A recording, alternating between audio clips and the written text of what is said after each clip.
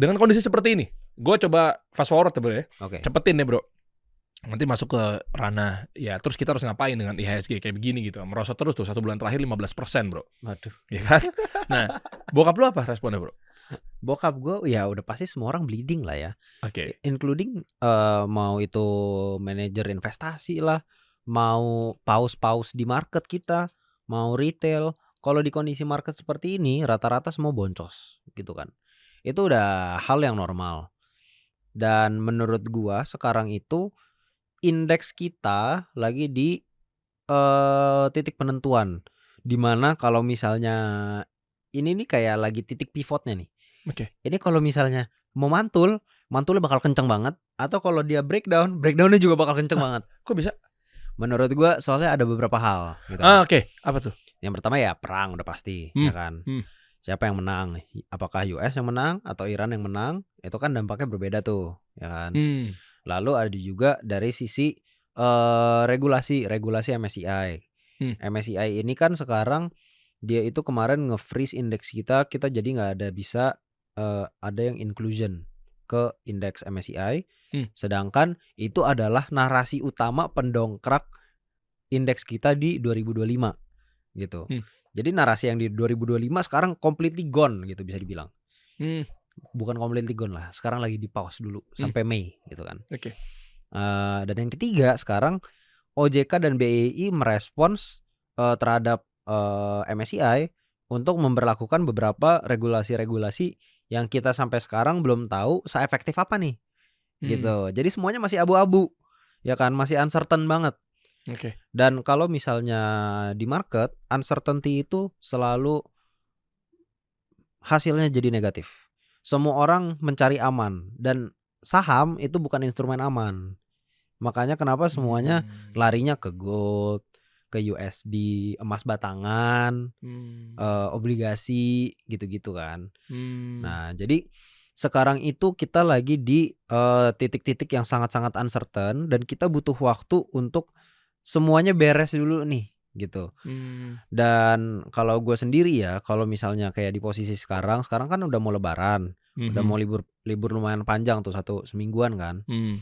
Gue tuh takut orangnya kalau misalnya dalam semingguan ini keluar bad news, tiba-tiba nanti IHSG-nya makin bobrok lagi gitu kan. Which is in my experience gue mulai trading itu dari 2022 awal.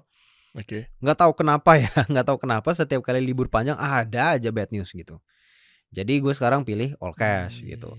Dan kalau balik lagi ke IHSG-nya sendiri, menurut gue sekarang kita harus memperhatikan sekarang itu IHSG lagi di level psikologis kan 7.000 betul kan? Artinya semua orang sekarang lagi berharap 7.000 nih udah harusnya mantul lah ya. Iya.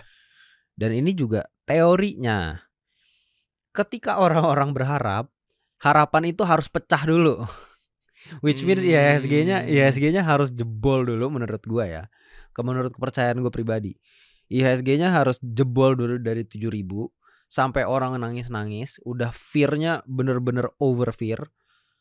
Yang menyebabkan semua saham mau dari itu blue chip, second liner, third liner, semuanya bakal turunnya kayak orang gila. Dan disitulah balik lagi yang tadi yin and yang-nya kan. Eksternalnya kita nggak bisa kontrol, tapi kita fokus ke apa yang bisa kita kontrol nih. Positifnya apa gitu. Nah, jadi kita harus tetap stay rational gitu. Ketika indeksnya bobrok, kita lihat bisa bobroknya tuh sampai berapa? Sampai di level yang udah nggak make sense lagi nih. Dan ketika kita menemukan hal itu adalah titik di mana bilioner dan triliuner baru akan terlahirkan. Mentoknya sampai berapa, Bro? Menurut bacaan lu aja nih. Menurut bacaan gua ya. Kalau menurut gua sih ke 6.600 6.500 possible. Kalau udah menyentuh level-level segitu sih gua udah siap-siap hajar sih gua. Balik ke eranya Bu Sri Mulyani dong. Iya. Ke situ lagi ujung-ujungnya ya? Iya. Bisa jadi. 6.000. Terus gue juga nggak minta lo rekomend atau nggak call sih bro. Kira-kira stance kita nih kalau udah di 6.000 yang cocok apa nih bro?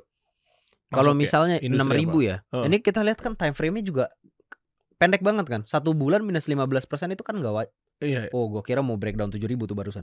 Oke, enggak. Iya iya.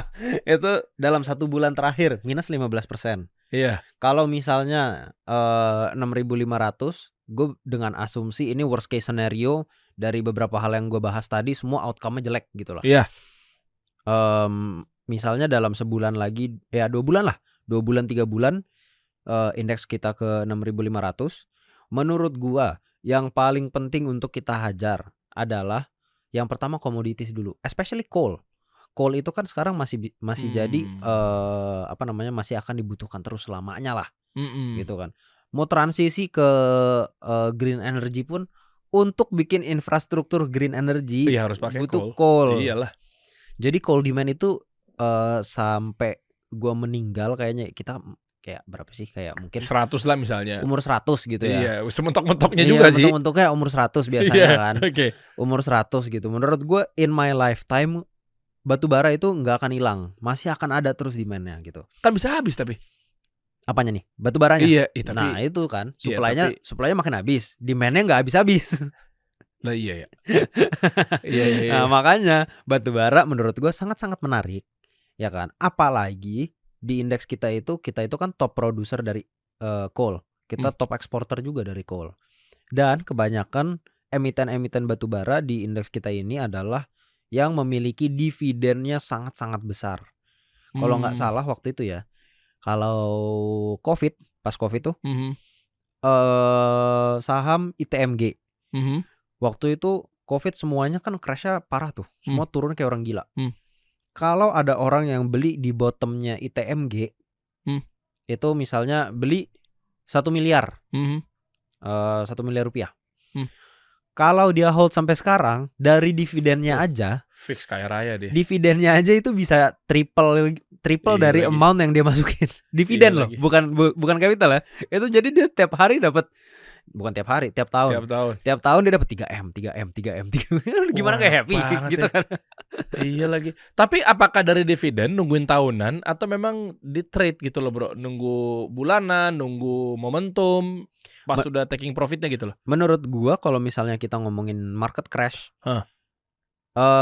untuk posisinya kita ngambil gede di saham yang fundamentalnya bagus dan dividennya gede, itu untuk di hold. Oke. Lalu mungkin dari dividennya baru kita tradingin.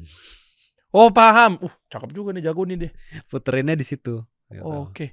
Dan posisi lu sekarang berarti memang ada yang merah nggak lagi crash gini market dari 8.000-an?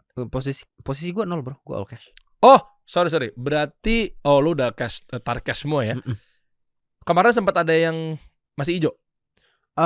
Dikit-dikit ya, dikit-dikit. Karena ya gue kan buka kelas kemarin kan. Iya.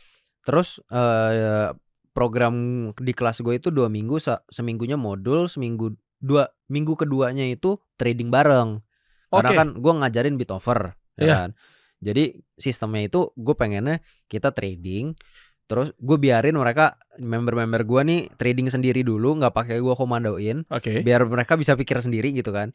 Nanti baru di malamnya itu gue recordingin bit overnya. Lalu gue minta mereka cerita mereka itu masuknya di mana aja, keluarnya di mana aja, apakah cut loss atau take profit di saham yang sama ya, di saham yang sama. Terus ya kita luruskan gitu. Kenapa lu jual di sini? Kenapa lu beli di sini? Harusnya tuh begini, harusnya begitu. Gitu loh. Jadi ada praktikalnya gitu. Di bimbing begini gue mah juga demen, kan belajar gue juga jadinya. Nah, jadinya sebenarnya kemarin itu gue kalau misalnya gue nggak buka kelas, gue nggak akan trading. Tapi karena ada tuntutan tersebut, gue jadi terpaksa trading gitu. Walaupun ya size-nya juga jauh lebih kecil dari yang biasanya gue tradingin lah.